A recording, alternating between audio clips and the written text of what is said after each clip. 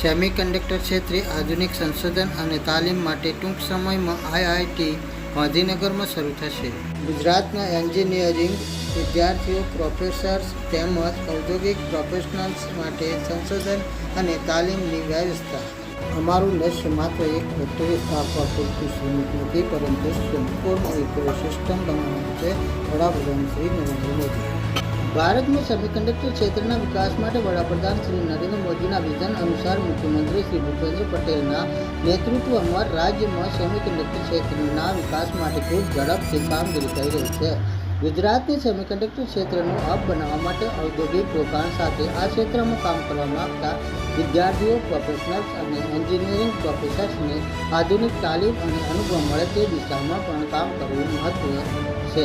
જ્યારે આ ઉદ્દેશને સાકાર કરવા માટે ટૂંક સમયમાં આઈઆઈટી ગાંધીનગર ખાતે silicon and advanced semiconductor manufacturing research and training hub શરૂ થશે.